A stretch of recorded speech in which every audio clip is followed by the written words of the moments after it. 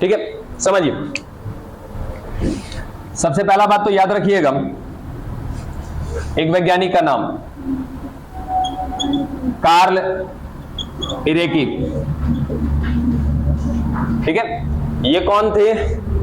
तो ये वो वैज्ञानिक थे जिन्होंने क्या किया था, बायोटेक शब्द दिया था या बायोटेक शब्द का इस्तेमाल किया था जैव प्रौद्योगिकी का, ठीक है। अब देखिए स्टेप बाय स्टेप चलते हैं थोड़ा सा। तो पहला चीज क्या कि कार्ल इरेकी नामक वैज्ञानिक ने बायोटेक शब्द दिया, खत्म यहीं पर बात। दूसरा लाइन कि ये जैव प्रौद्योगिकी है क्या, बताएगा कोई? बताइए।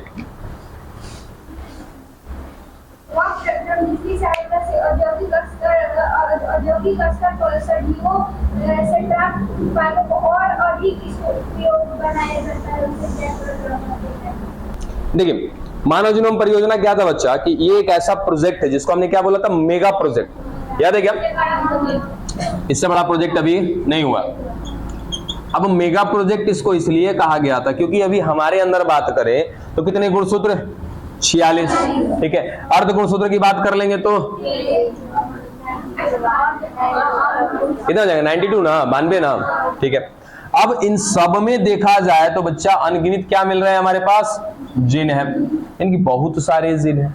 अब इसमें क्या है कि मेगा प्रोजेक्ट में यानी कि मानव जीनोम प्रोजेक्ट, मानव जीनोम परियोजना के अंतर्गत मनुष्य में पाए जाने वाले एक एक गुणसूत्र का जिक्र है, इसमें एक एक अर्ध गुणसूत्र का जिक्र है और एक एक जीन का भी। अगर हमारे अंदर कई लाख मिल रहे हैं तो उन कई लाख जीनों के बारे में जानकारी है कि वो किस गुणसूत्र पर मिल रहे हैं, कैसी अवस्था, कैसी अवस्था कहने मतलब जीन की दो अवस्था होती है, एक सक्रिय और एक निष्क्रिय, ठीक है। सक्रिय मतलब कि वो कहीं ना कहीं अपने आप को प्रदर्शित करेगा, ठीक है, और एक निष्क्रिय अवस्था यानी कि वो अपने आप को प्रदर्शित नहीं करेगा। दो प्रकार के जीन है हमारे पास, ठीक है। तो उन सबके बारे में जानकारी किसमें दे रखी है, मेगा प्रोजेक्ट में। और हम कहीं ना कहीं क्या करने वाले बच्चा, बायोटेक में कई बार बताया एक छोटा सा हिंट कि जिन के साथ कहीं ना कहीं फेरबदल करने वाले हम लोग, और यदि जिन के बारे में कोई जानकारी देता है तो वो कौन है, मेगा प्रोजेक्ट। तो मेगा प्रोजेक्ट का कहीं ना कहीं इस्तेमाल किया जाता है यहाँ पर। चलिए फिर आया सवाल हमारा वहीं पे कि बायोटेक क्या है। तो याद रखना सबसे पहला तो इस शब्द को जरा समझो, बायो या फिर हम क्या कहते हैं हिंदी में जैव, ठीक है। जैव माने जीव। तो इतना तो याद रखना कि जो भी टेक्नोलॉजी हम यूज करेंगे ना, जो भी तरीके अपनाएंगे ना, वो किस पर अपनाएंगे बच्चे, जीव पर अपनाएंगे, ठीक है। उसके बाद क्या टेक मींस क्या, टेक्नोलॉजी। टेक्नोलॉजी माने प्रौद्योगिकी, औद्योगिकी, जो हम कहीं ना कहीं तकनीक इस्तेमाल करते हैं मशीनों की सहायता से, वो सारे के सारे तरीके हम कहाँ इस्तेमाल करने वाले हैं, इन जीवों पर।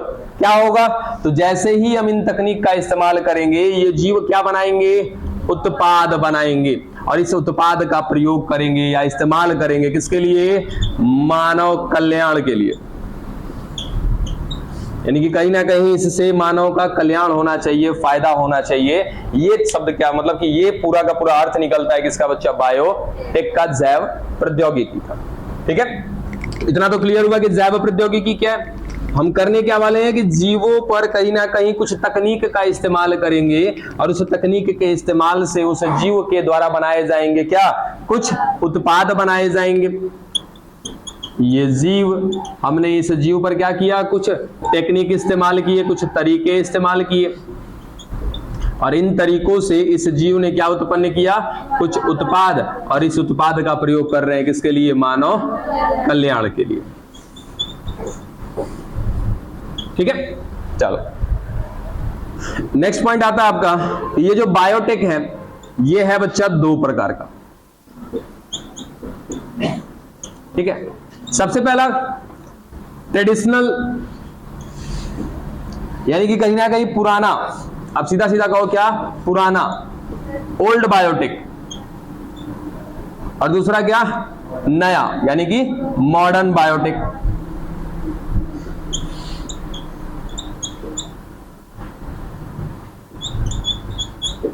अब ये ओल्ड और न्यू, इसमें क्या अंतर है, पढ़े थे आगे। हाँ, जैसे सूक्ष्म जीवों का उपयोग किया जाता है, प्राचीन काल में और उनसे जो भी उत्पाद बनते हैं जैसे डबल रोटी हो गया, शराब हो गया।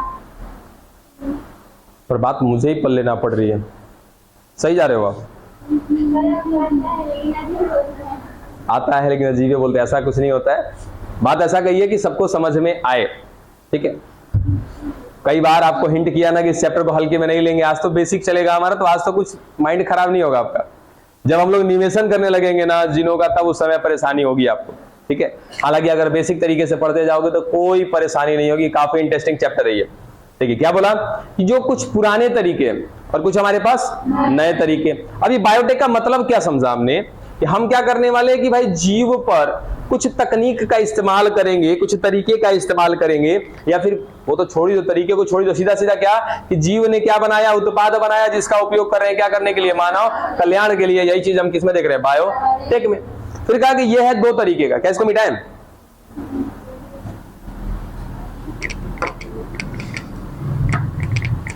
देखिए पुराने और नए में अंतर क्या है।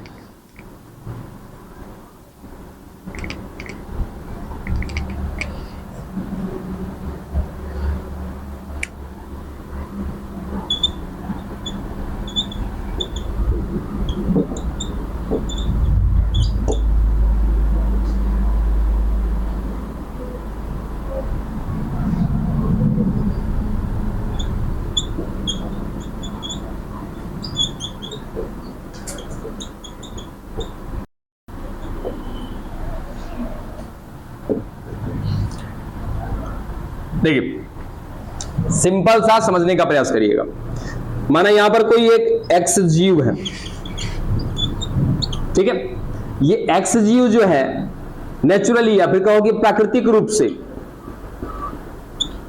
कुछ उत्पाद बना रहा है, ठीक है। और इस उत्पाद का हम प्रयोग कर रहे हैं किसमें भाई, मानव कल्याण में। अब इससे पहले ही हमने कहीं ना कहीं पढ़ा है क्या, मानव कल्याण में सूक्ष्म जीव, यानी कि ऐसे सूक्ष्म जीव जो किस रूप में हम ले रहे हैं, अपने फायदे के रूप में, अपने फायदे के लिए कर रहे हैं। कुछ ऐसा ही मिला जुला बात है, जरा ध्यान दो कि ओल्ड बायोटेक यानी कि पुरानी तकनीक है बायोटेक की। करना क्या है कि हमारे पास कोई एक जीव है और इस जीव ने क्या बनाना है, कुछ उत्पाद बनाना है, ये देखो। लेकिन ये उत्पाद कैसा बन रहा है, प्राकृतिक। इसमें हमने कोई जोर जबरदस्ती किसी तकनीक का कोई इस्तेमाल नहीं किया, कुछ भी नहीं किया, ये नेचुरली बना रहा है। इसका काम ही है बनाना। जैसे एक एग्जांपल ले लो किसका बच्चा, लैक्टोबैसिलस का, लैब का, लैक्टिक एसिड बैक्टीरिया। अब लैक्टिक एसिड बैक्टीरिया से आपने जबरदस्ती लैक्टिक एसिड बनवाया था या फिर उसका नेचर ही है वैसा?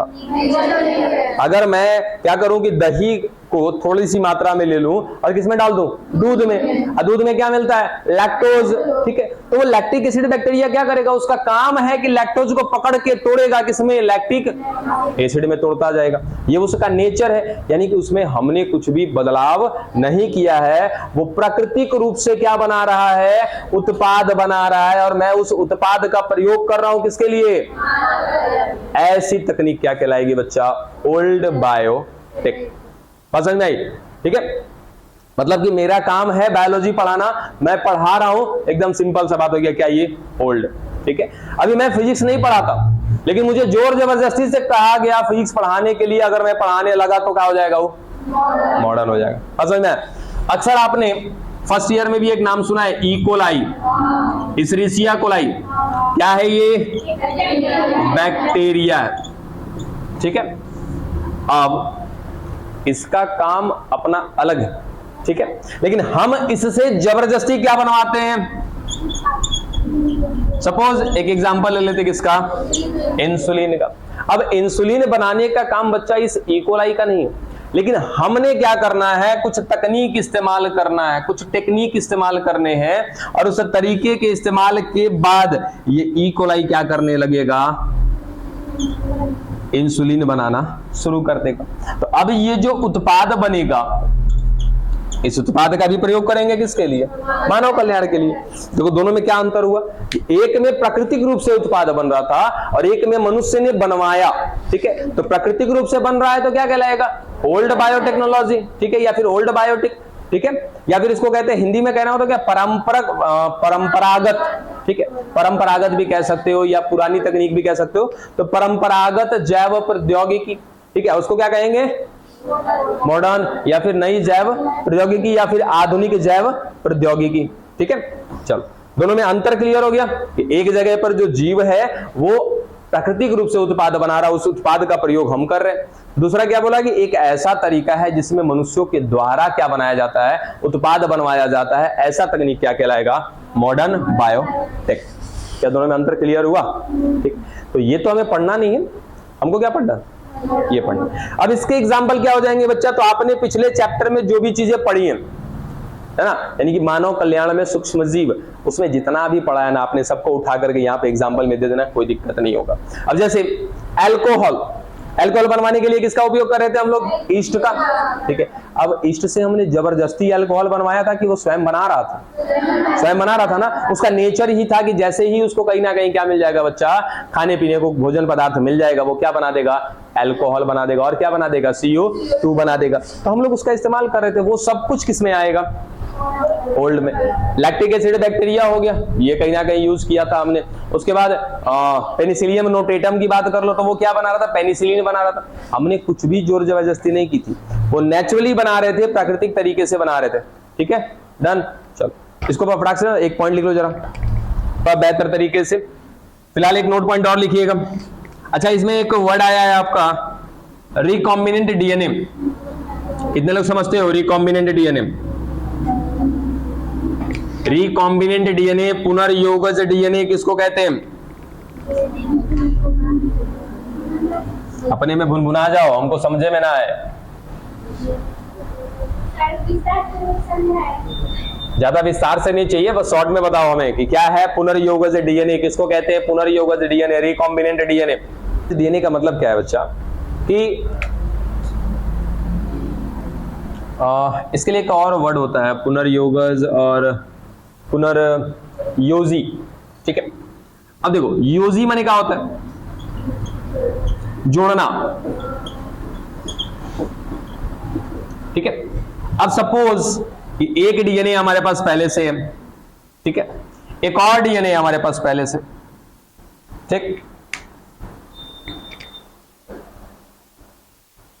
ये लो, ये एक डीएनए और ये एक डीएनए। हमने क्या किया? इसमें से अपने वांछित जीन को चुना। वांछित किसको कहते हैं? जिस जीन की हमारी जरूरत है, उस जीन को यदि हमने काट लिया, यहां से निकाल लिया, मेरे सेलेक्टिव जीन को क्या कहते हैं? या तो इंग्लिश में कहते हैं सेलेक्टिव जीन, या फिर क्या, चयनित जीन, या फिर वांछित जीन। जिस पर हमको कार्य करना है, जिसको हमने चुना है, जिस जीन को, इसके लिए हम कहीं ना कहीं 2-3 वर्ड यूज करते हैं। क्या? सेलेक्टिव जीन यूज कर सकते हैं। ठीक है, वांछित जीन या चयनित जीन। अब अपने उस सेलेक्टिव जीन को ला करके किसी दूसरे जीव के साथ, अब उस जीव को फिलहाल हम उस समय के लिए क्या कहते हैं? वाहक कहते हैं, वेक्टर कहते हैं। क्यों कहते हैं वेक्टर? वो सब बातें आएंगी, इसी चैप्टर में आएंगी। फिलहाल कि हमने एक और जीव लिया है, उस जीव को हमने क्या नाम दिया है? वाहक। ठीक है, और उस वाहक के अंदर भी क्या मिल रहा है बच्चा? डीएनए। तो हम क्या करेंगे कि अपने इस सेलेक्टिव जीन को उठाएंगे और इस वाहक के जीन के साथ जोड़ देंगे। तो अब ये जो प्राप्त डीएनए है, इसको क्या कहते हैं बच्चा? पुनर्योगज डीएनए या रिकॉम्बिनेंट डीएनए कहते हैं। ठीक है, अब इसमें क्या हुआ? रिकॉम्बिनेंट, कॉम्बिनेंट माने जोड़ना, री माने दोबारा, एक बार काटा फिर ला करके जोड़ा यहां पर, इसलिए कहते हैं क्या इसको? Recombinant DNA. तो यहां पर देखो जरा, आपने पढ़ा, मतलब जो आपने लिखा है उसमें क्या लिख रखा है भाई? कि जो आपका मॉडर्न टेक्निक है या फिर मॉडर्न जो बायोटेक है, इसमें किसका इस्तेमाल करते हैं बाबू? हम लोग रिकॉम्बिनेंट डीएनए वाले तकनीक का इस्तेमाल करते हैं। उसके साथ साथ एक और वर्ड है स्लैश में, क्या है? जेनेटिक इंजीनियरिंग है, आनुवांशिक इंजीनियरिंग है। जरा ये बताओ कि ये क्या शब्द है? आनुवंशिक परिवर्तन के कारण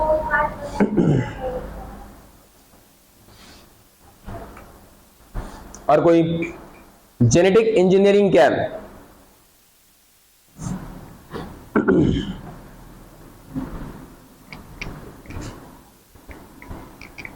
कोई नहीं बता रहा?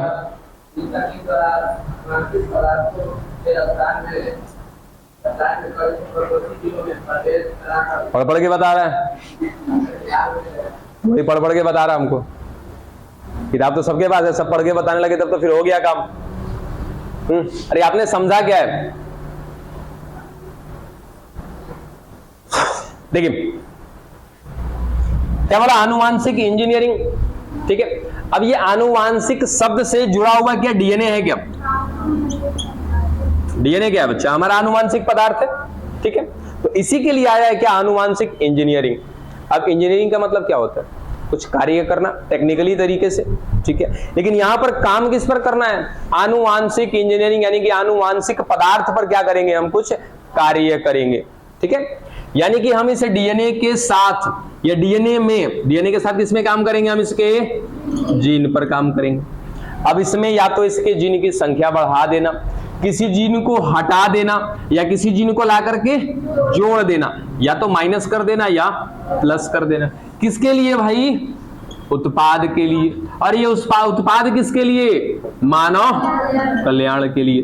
तो कुल मिला जुला कर यदि मैं कभी भी कहूं कि हम क्या करने वाले हैं कि डीएनए के साथ कुछ परिवर्तन करने वाले हैं, डीएनए में क्या परिवर्तन करने वाले हैं? उसके जीनों के साथ परिवर्तन करने वाले। क्यों परिवर्तन करने वाले? क्योंकि हमें क्या चाहिए? उत्पाद चाहिए। ये उत्पाद क्यों चाहिए? मानव कल्याण के लिए चाहिए। तो कुल मिला जुलाकर जो भी तरीके अपनाएंगे उन सब तरीकों को मिलाकर कहा जाता है क्या? आनुवांशिक इंजीनियरिंग कहा जाता है, यानी कि जेनेटिक इंजीनियरिंग। तो हम क्या करने वाले हैं मॉडर्न बायोटेक्नोलॉजी में? तो जेनेटिक इंजीनियरिंग की सहायता से क्या बनाएंगे हम लोग? रिकॉम्बिनेंट डीएनए बनाएंगे, और उस रिकॉम्बिनेंट डीएनए से आगे चल के बनेगा उत्पाद। इसी को कहते हैं क्या हम लोग? बायोटेक्नोलॉजी। कौन सा बायोटेक्नोलॉजी? Modern biotechnology.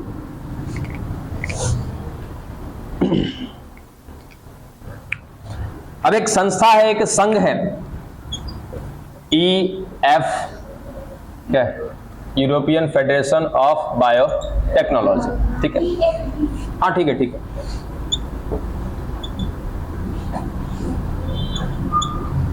यूरोपियन देखिएगा, स्पेलिंग कोई दिक्कत नहीं। यूरोपियन फेडरेशन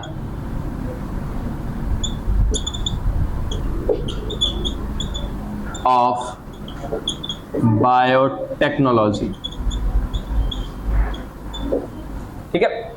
अब ये कौन है भाई? तो इसका हिंदी में क्या होता है? इसका यूरोपियन जैव प्रौद्योगिकी संघ, ठीक है। तो इस संघ ने क्या किया था कि बायोटेक्नोलॉजी की परिभाषा दी थी। अब क्या परिभाषा दिया था? फटाफट जरा परिभाषा को लिखेंगे, है बुक में मेंशन इसके बारे में। चलिए, ईएफबी का फुल फॉर्म जरूर लिख लीजिएगा, European federation of biotechnology. Hindi में कहते हैं यूरोपीय जैव प्रौद्योगिकी संघ।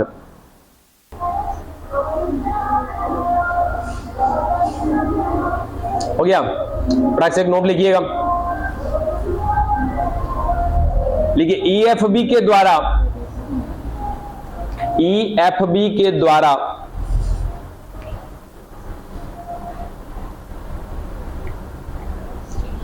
जैव प्रौद्योगिकी की परिभाषा दी गई। ईएफबी के द्वारा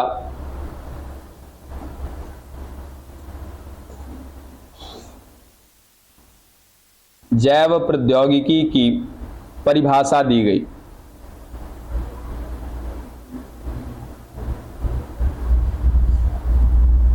जिसमें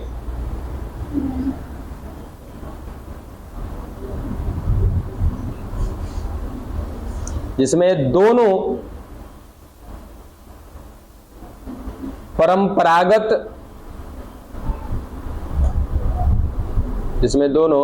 परंपरागत व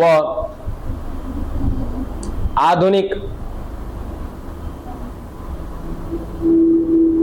जैव प्रौद्योगिकी शामिल है।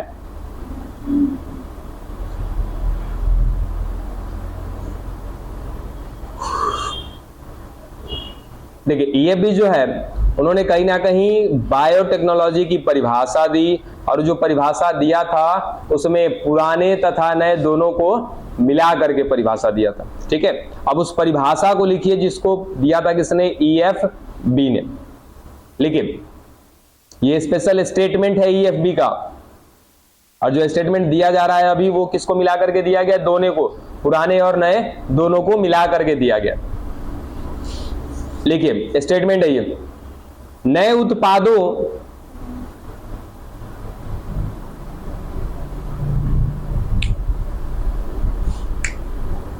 उत्पादों तथा सेवाओं के लिए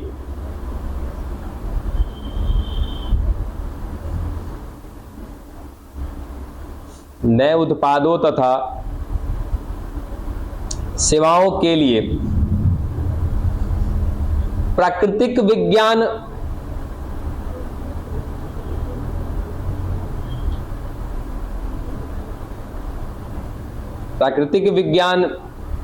व जीवों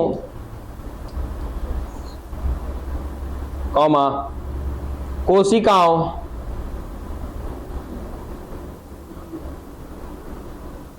एवं इसके अंग तथा आणविक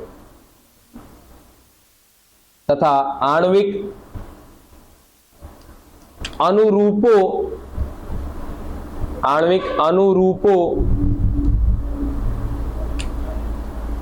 का समायोजन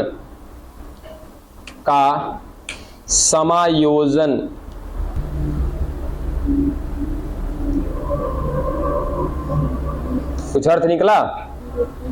देखिए पढ़ते हैं इस लाइन को, क्या दिया गया भाई कि नए उत्पादों, अब नए उत्पाद मीन्स क्या होता है भाई कि उत्पाद तो बनने वाले हैं हमारे पास, ठीक है। अब नए उत्पाद के साथ साथ क्या दे रखा है? सेवाएं। अब सेवाएं का मतलब क्या है कि भाई जो उत्पाद बनेगा उससे किसकी सेवा की जाएगी? मनुष्य की, मानव कल्याण में यूज की जाएगी।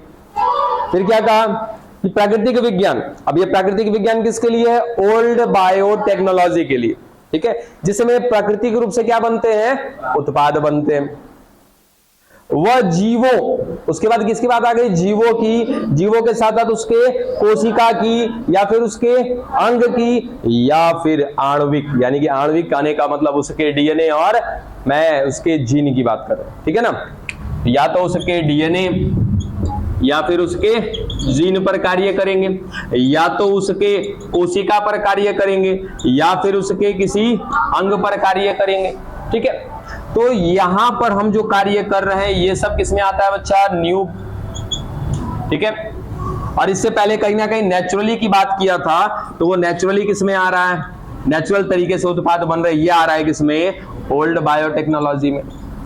तो ये यूरोपियन संघ ने क्या बताया कि भाई जो आपका बायोटेक्नोलॉजी है, ये बायोटेक्नोलॉजी की परिभाषा देते हुए कहा कि या तो आप नेचुरल तरीके से आ जाओ, या तो आप किसी जीव को ले लो, उसको आणविक स्तर पे ले लो, या उसके किसी अंग में या फिर उसके किसी कोशिका में क्या कराना है? समायोजन। समायोजन माने डाल देना, ठीक है। किसको डाल देना भाई? अपने वांछित जीन को डाल देना। तो ये वांछित जीन को डालना निकालने की बात आ जाएगी तो किसमें आ जाएगा? ये न्यू में। नेचुरल तरीके से बात करें तो किसमें आएगा? ओल्ड में। तो कुल मिलाजुलाकर हमें क्या करना है? समावेशन करना है, और इससे जो प्राप्त उत्पाद होंगे उसको यूज करना है मानव के सेवा में। ये थी इसकी परिभाषा। क्लियर? आगे बढ़ते हैं। परिभाषा याद रख लीजिएगा, बस थोड़ा सा याद रहे तो, और नहीं भी याद रहा तो कोई खास अंतर नहीं पड़ेगा। मिटा दे इसको।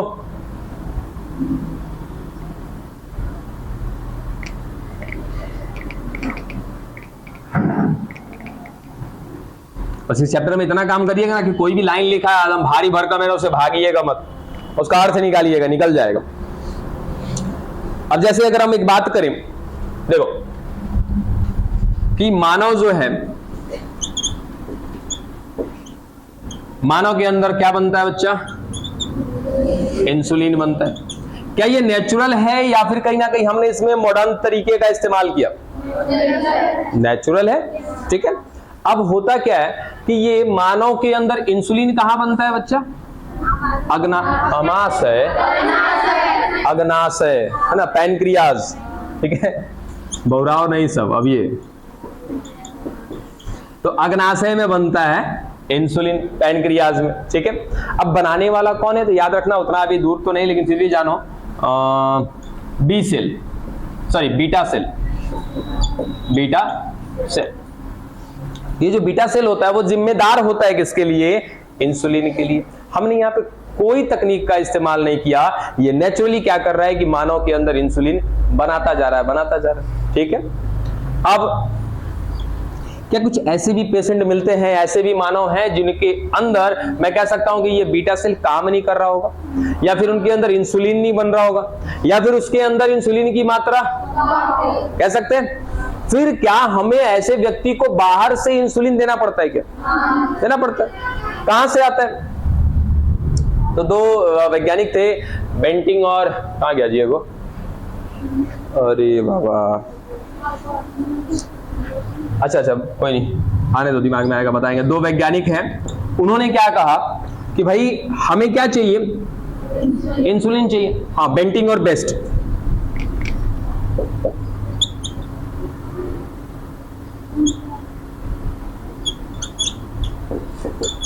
बेंटिंग और बेस्ट नाम इजीली याद हो जाएगा इनका।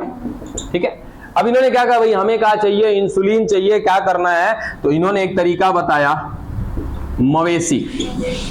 मवेशी माने जानवर जिनको आप पालते हो, जैसे गाय, भैंस या फिर सुअर। स्पेशली किसकी बात होती है? सुअर की। चलो, तो मवेशी से क्या किया जाएगा कि जब मवेशी की बात करें तो मवेशी में भी क्या मिलता है? अग्नाशय। उस अग्नाशय में क्या मिलेगा? इंसुलिन। तो उस मवेशी से हम क्या निकाल लेते थे बच्चा? इंसुलिन निकाल लेते थे, और इसको इस्तेमाल करते थे किसके लिए? मानव कल्याण के लिए। लेकिन देखा गया कि कहीं ना कहीं इसके क्या हो जाते थे? साइड इफेक्ट हो जाते थे। लाजमी है साइड इफेक्ट होना। क्यों? क्योंकि ये इंसुलिन हमारे शरीर के लिए है ही नहीं। ठीक है ना, ये तो हम मजबूरीवश इस्तेमाल करते थे। ठीक है। अब जैसे सपोज कि ये मार्कर किसके लिए बनाया गया? इस बोर्ड के लिए बनाया गया। एक पतली लीड वाली मार्कर आती है ना, जो आप पैड पे यूज करते हो, छोटे वाले पे। अब उसका इस्तेमाल यहाँ पे करोगे तो क्या मजबूरी है ना हमारी। ठीक है, वो इसके लिए नहीं बनाया गया है, लेकिन मजबूरी बस इस्तेमाल कर सकते हैं। उसका साइड इफेक्ट क्या होगा कि पीछे के बच्चे को बराबर दिखाई पतला दिखेगा वो। ठीक है, कुछ ऐसी स्थिति क्या होगी यहाँ पर, क्या कि मवेशी से यदि मैं क्या निकाल रहा हूं? इंसुलिन निकाल रहा हूं उसके अग्नाशय से, तो इंसुलिन काम तो करेगा, लेकिन सब में काम करेगा इसकी गारंटी नहीं। किसी किसी व्यक्ति में साइड इफेक्ट हो जाता था, पता चलता था कि उल्टा उसके अंदर क्या हो गई? शर्करा की मात्रा और बढ़ गई, या फिर उसके त्वचा में किसी प्रकार का कोई इन्फेक्शन सामने आ गया। तो कुल मिला जुलाकर इसको क्या कर दिया गया? बंद कर दिया गया, बैन कर दिया गया। बैन नहीं कह सकते, बंद कर दिया गया। इसका इस्तेमाल अब धीरे धीरे कम कर दिया गया। और ये सब कुछ तकनीक आता है किसमें? ओल्ड में कि न्यू में? ओल्ड में आएगी। इसको फिर हम लोग लेकर आएंगे किसमें? न्यू बायोटेक्नोलॉजी में। कैसे करेंगे ये आएगा लौट करके। ठीक है, बेंटिंग और बेस्ट। ठीक है,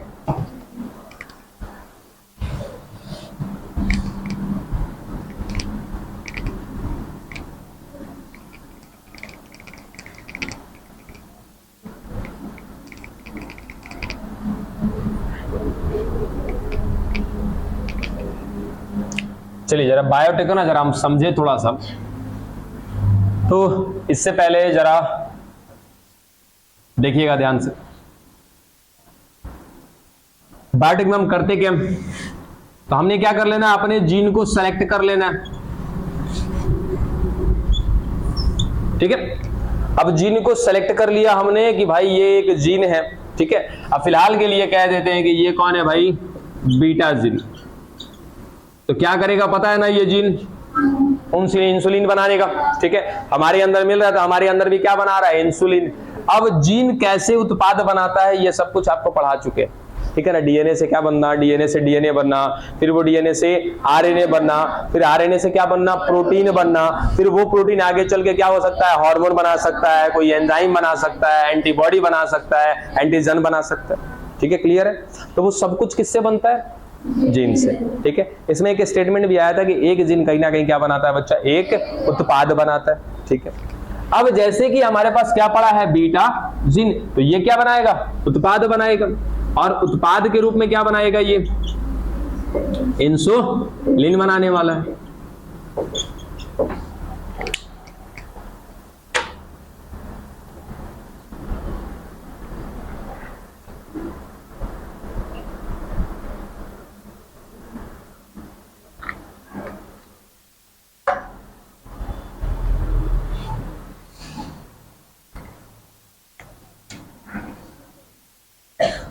देखिए अब हमें करना क्या है,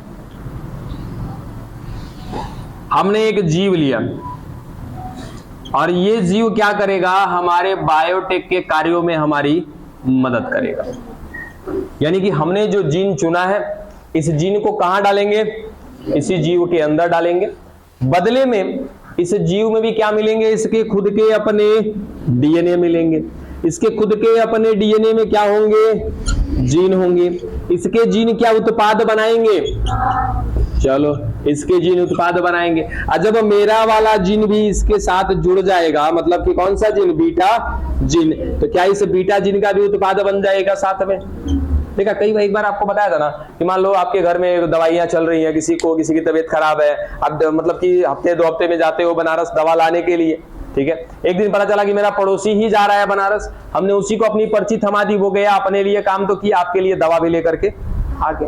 बात वही हो गई कि ये जीव अपने जीन का उत्पाद बनाता था, अपने डीएनए का उत्पाद बनाता था, लेकिन हमने क्या कर दिया, इसके साथ अपना जीन भी जोड़ दिया। तो बदले में क्या करेगा, ये अपने उत्पाद के साथ साथ मेरे लिए भी क्या बना देगा, उत्पाद बना देगा।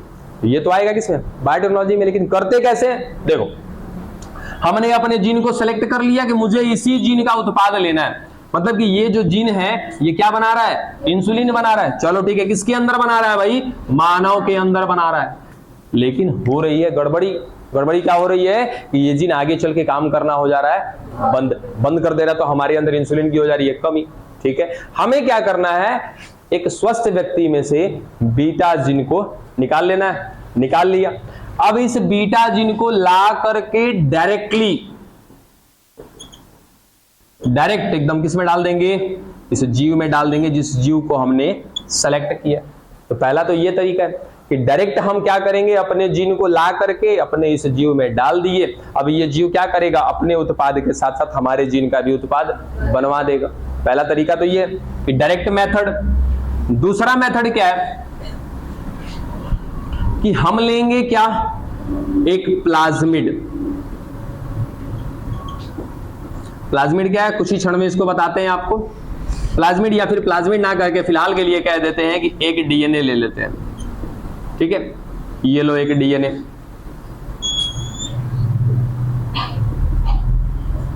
अब ये ना कहना कि सर कैसा डीएनए, ऐसा डीएनए भी होता है, गोलाकार डीएनए भी होता है। ठीक है ना यार, ये प्रोकैरियोटिक में जो डीएनए मिलता है वो कैसा मिलता है, गोलाकार ही मिलता है। ठीक है, चलो तो हमने एक डीएनए ले लिया। अब इस डीएनए के साथ ये रहा मेरा डीएनए, यानी कि मेरा बीटा जीन। ठीक है, अब हम क्या करेंगे कि अपने इस डीएनए के साथ जिसको हमने लिया है, अपने सेलेक्टिव जीन को ला करके जोड़ देंगे। ठीक है, अभी तक तो ये एक नॉर्मल डीएनए था, लेकिन अब मैं क्या बोलूंगा, इसको रिकॉम्बिनेंट डीएनए, क्योंकि हमने इसमें क्या कर दिया, अपने वांछित जीन को ला करके जोड़ दिया है। अब ये कहलाएगा हमारा रिकॉम्बिनेंट डीएनए, पुनर्योजी डीएनए। और अब इस डीएनए को ला करके इस जीव में डालेंगे। बदले में फिर वही कहानी होगी, ये जब डीएनए इसके अंदर जाएगा तो ये जीव तो अपने डीएनए का उत्पाद बना ही रहा है। ठीक है, अब सोचो कि आप अपने घर पे हो, अपने घर पे सुबह अपने टाइम से उठते हो, ब्रश वगैरह करके, स्नान ध्यान करके भोजन पानी करते हो। ठीक, हम चले गए रिलेशन में, वहां क्या करेंगे, अब तोरा लेकर बहुत एक आलसी होगा ना, तब वो कुछ कर सकता है। ठीक है, मतलब क्या कहने का मतलब हमारा, तो पूरा जज्बात बदल देते हो एकदम, समझे ना। कहने का मतलब था कि भाई अपने यहाँ पे जो मेरा रूटीन है, हम किसी के घर पे जाएं, कहीं भी हो, मेरा रूटीन क्या रहेगा, सेम। उठना है, ब्रश करना है, स्नान ध्यान करना है, उसके बाद क्या करना, भोजन करना। तो ये जो डीएनए है और इसकी डीएनए, दोनों में थोड़ा सा अंतर हो जाएगा, ध्यान देना। अभी हमने इस जीव की बात की थी, इस जीव के अंदर इसके खुद का डीएनए मिल रहा है, खुद का जीन मिल रहा है जो अपना उत्पाद बना रहा है। हमने क्या किया कि बायोटेक की मदद से डायरेक्टली अपने चुने हुए जीन को इसके अंदर ला करके डाल दिया। तो डाल दिया तो ये जीव अपने डीएनए का उत्पाद बना रहा था। ठीक है, बदले में क्या हो जाएगा कि साथ साथ मेरे जीन का भी उत्पाद ये बना देगा। पहला तरीका तो ये हो गया। दूसरा तरीका क्या है कि हम डायरेक्टली नहीं डाल रहे। ठीक है, हम क्या कर रहे हैं, किसी एक दूसरे डीएनए का सहायता ले रहे हैं। ठीक है। अब उसे दूसरे डीएनए को पहले हमने क्या बनाया, पुनर्योजी डीएनए, यानी कि अपने वांछित जीन को ला करके इस डीएनए के साथ जोड़ दिया। ठीक है। अब ये जो डीएनए इस्तेमाल कर रहे हैं ना बाबू, ये बहुत बेहतर किस्म का डीएनए है। कैसे है, इसका नाम है प्लाज्मिड, इसके बाद अब उसके बारे में बात करेंगे। तो ये जो डीएनए है, ये डीएनए भी क्या करेगा, अपना उत्पाद बनाएगा। ठीक है। आईसी के साथ हमने अपना जीन जोड़ दिया, तो ये पूरे यहां से लेकर के यहां तक इसका खुद का अपना डीएनए है। ये इसका उत्पाद बनाएगा ही बनाएगा, बदले में ये क्या करेगा, मेरे वाले का भी बना देगा। तो हमने क्या करना है, इस डीएनए को उठाना है, ला करके इसके अंदर डाल देना है।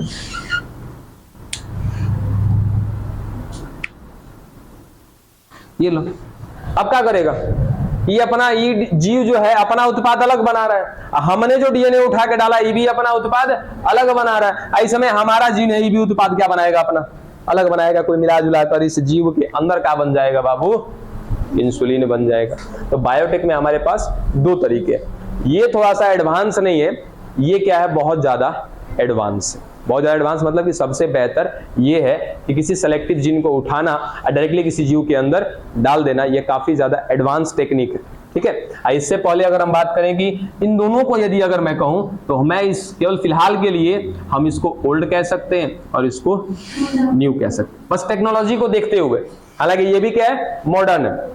ठीक है। अब मॉडर्न में क्या बात किया कि यदि मैं किसी जीव के कोशिका पर कार्य करूं या फिर आणविक स्तर पे कौन आ जाता है, डीएनए। क्या मैं यहाँ पे डीएनए पे कार्य कर रहा हूँ, तो डीएनए पे कार्य कर रहा हूं तो किस में आएगा, मॉडर्न में आएगा। लेकिन अभी यहाँ पे दोनों को कंपेयर अगर मैं करूं तो टेक्निक के अकॉर्डिंग ये क्या हो जाएगा बच्चा, ओल्ड हो जाएगा। मैं कहूंगा कि ये थोड़ा सा कम टेक्नोलॉजी वाला है और ये ज्यादा टेक्नोलॉजी वाला है। अब एक है कि मान लो मिसाइल उठाए, ले जाके अमेरिका में फेंक कर आ गया। ठीक, एक ये तकनीक आया, कोई यहीं से मिसाइल छोड़े जाके अमेरिका को उड़ा दिया। अब दोनों में बेस्ट कौन हो जाएगा, यहीं से जो छोड़ा। ठीक है ना। तो उस आधार पे अगर मैं बात करूं तो ये क्या हो जाएगा, ज्यादा एडवांस, इसको हम क्या कह सकते हैं, न्यू कह सकते हैं, और इसको ओल्ड, बस कल समझने के लिए। जबकि ये दोनों के दोनों किस में आएंगे, न्यू में आएंगे। ठीक है, मिटा इसको।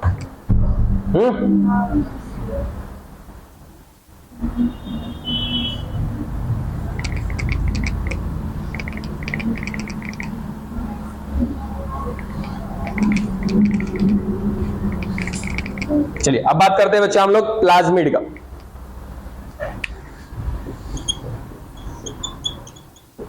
प्लाज्मिड क्या है, ठीक है। तो याद रखना, प्लाज्मिड खुद क्या है, एक डीएनए, लेकिन एक्स्ट्रा डीएनए है। इसको मेन जेनेटिक मटेरियल नहीं कहा जाता है, यानी कि मुख्य आनुवांशिक पदार्थ नहीं कहा जाता है। और ये प्लाज्मिड मिलता है, ये भी याद रखना, किसमें, प्रोकैरियोटिक में। यूकैरियोटिक में प्लाज्मिड नहीं होता। ठीक है। अब प्रोकैरियोटिक में कौन आते हैं, तो ज्यादातर कौन आते हैं बच्चा, बैक्टीरिया आते हैं। ठीक है, जीवाणु आते हैं, ध्यान रखिएगा उनका। अब जैसे एक हमारे पास यहां पर एक प्रोकैरियोटिक कोशिका है या जीवाणु है, जो आप समझ लो, इसके अंदर मिल रहा है इसका अपना मुख्य आनुवांशिक पदार्थ। ये हो गया इसका मेन जेनेटिक मटेरियल, मुख्य आनुवांशिक पदार्थ। ठीक है।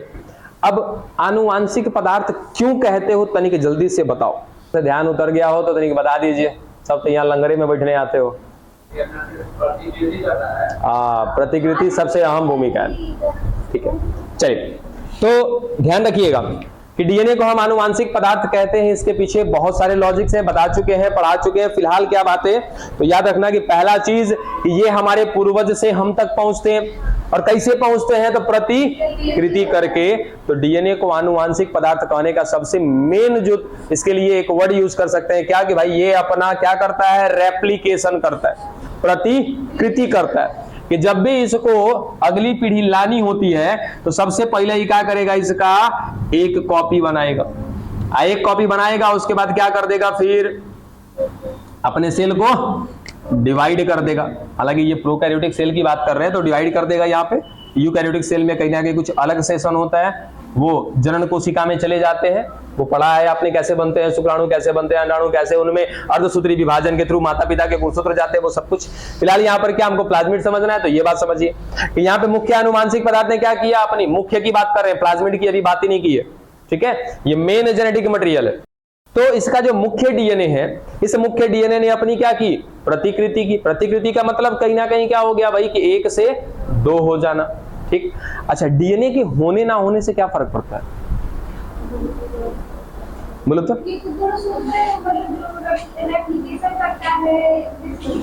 अच्छा, डीएनए प्रतिकृति करता ही क्यों है?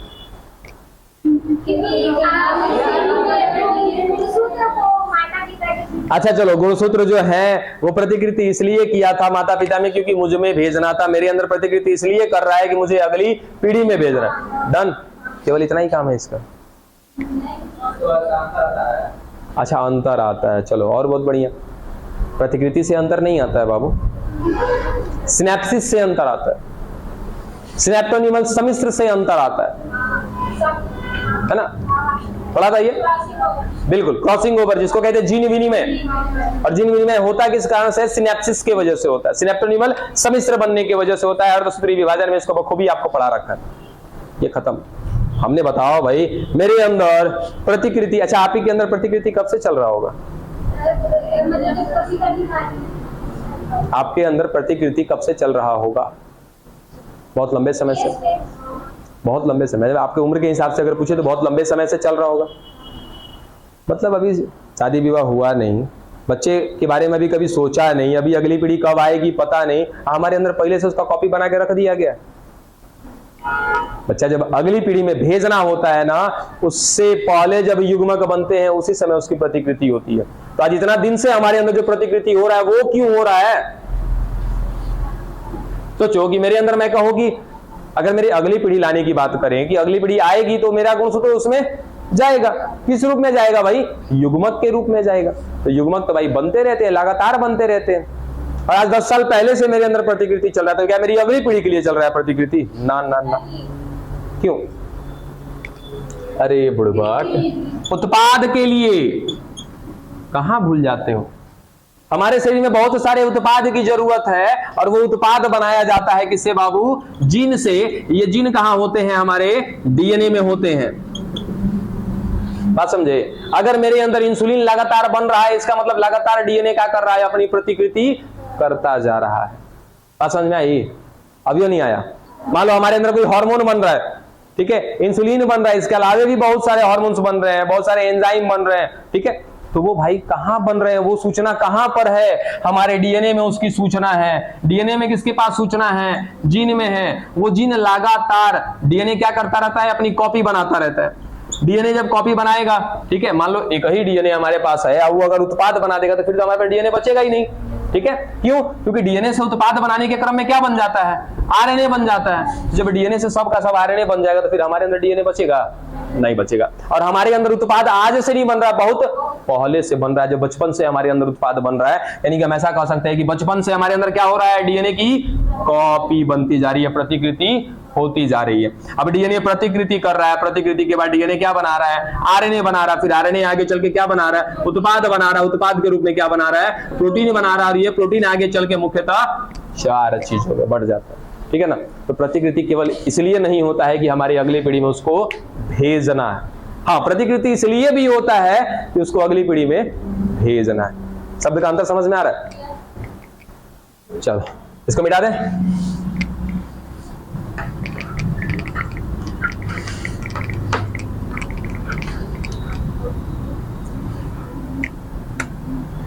चलो यहां पर आ जाओ। तो ये पहला सीन हमने इसलिए देखा क्योंकि यहां पर क्या करना था? अगली पीढ़ी को इसको लाना था। एक दूसरा सीन क्या बनेगा इसका कि भाई इसके अंदर क्या है? इसका मुख्य आनुवांशिक पदार्थ मिल रहा है, ठीक है। अब ये मुख्य आनुवांशिक पदार्थ क्या कर रहा है? इसकी प्रतिकृति कर रहा है। अब ये कोई जरूरी नहीं है कि इस बार प्रतिकृति किया है तो इस बार भी क्या करेगा? ये अगली पीढ़ी को बनाएगा। ये जो डीएनए बना है इसकी कॉपी ये आगे चल के क्या बना देगा? उत्पाद बना देगा। क्या इस जीव को उत्पाद की जरूरत नहीं होगी? क्या होगी ना, ठीक है। तो इतना तो दिमाग में रखिए कि डीएनए अगर उत्पाद बना रहा है या डीएनए अगर अपनी कॉपी बना रहा है तो क्यों बना रहा है? क्योंकि उसको क्या बनाना? आगे चल के उत्पाद बनाना, और उस उत्पाद की जरूरत स्वयं उस जीव को है। इसलिए प्रतिकृति तो एकदम मस्ट है, ठीक। और प्रतिकृति करने के लिए स्पेशली कौन है? मेन जेनेटिक मटेरियल, यानी कि मुख्य आनुवांशिक पदार्थ का सबसे मुख्य लक्षण है क्या? प्रतिकृति करना, स्वयं की प्रतिकृति करना। ठीक है, अब मान लो कि एक ही है तो चलो एक बूंद, सपोज के लिए मान ले कि ये जीव इंसुलिन बना रहा है और अगर इसके पास अगर एक डीएनए है तो कहीं ना कहीं एक क्या मिलेगा, इसके पास बीटा जीन मिलेगा, और एक बीटा जीन एक ही ना इंसुलिन बनाएगा। क्या एक ही इंसुलिन से इसका पूरा जीवन चल जाएगा? क्या नहीं चलेगा ना। तो लगातार इसके डीएनए को क्या करना पड़ेगा, प्रतिकृति करना पड़ेगा। लगातार इसमें कहीं ना कहीं बीटा जीन का कॉपी बनता जाएगा, बीटा जीन लगातार क्या बनाता जाएगा, इंसुलिन बनाता जाएगा। ठीक है, तो ये तो लक्षण हो गया किसका, हमारे मुख्य आनुवांशिक पदार्थ का। अब इसी के साथ साथ बात करते हैं बच्चा किसका, अब प्लाज्मिड का। देखो ये एक जीव, ये इसका मुख्य आनुवांशिक पदार्थ। मुख्य आनुवांशिक पदार्थ क्या करेगा पता ही है ना, मुख्य इसलिए बोला क्योंकि कहीं ना कहीं इस पूरे जीव के बारे में सारी की सारी सूचना, सारी जानकारी कहाँ होगी, इसी मुख्य आनुवांशिक पदार्थ में होगी। इस जीव को चलाने के लिए कौन जिम्मेदार होगा, मुख्य आनुवांशिक पदार्थ। कब कौन सा उत्पाद बनाना है इसके लिए कौन जिम्मेदार होगा, मुख्य आनुवांशिक पदार्थ। ठीक है, लेकिन इन सब के साथ साथ इसके अंदर क्या होता है, अतिरिक्त आनुवांशिक पदार्थ।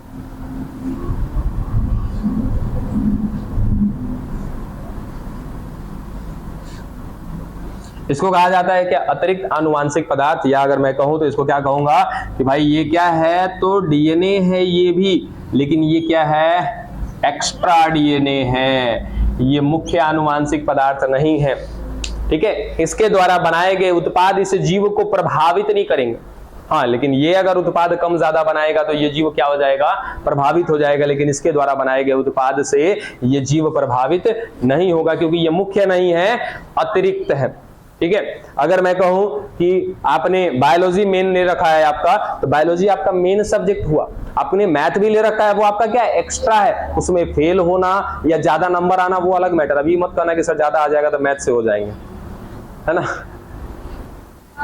क्या हो जाता है। सीन को समझो, क्या कहना चाह रहे हैं कि अगर फेल कर गए क्या उससे आपके सब्जेक्ट पे कोई असर पड़ेगा, क्या नहीं पड़ेगा। भाई मेन सब्जेक्ट हमारा क्या है, बायोलॉजी आपने ले रखा है। वैसे ही इसका मेन जेनेटिक मटेरियल कौन है, इसका मेन आनुवांशिक पदार्थ, मुख्य आनुवांशिक पदार्थ। इसमें किसी प्रकार का परिवर्तन आएगा, उत्पाद में कम ज्यादा होगा, तब तो इस जीव पे प्रभाव पड़ेगा।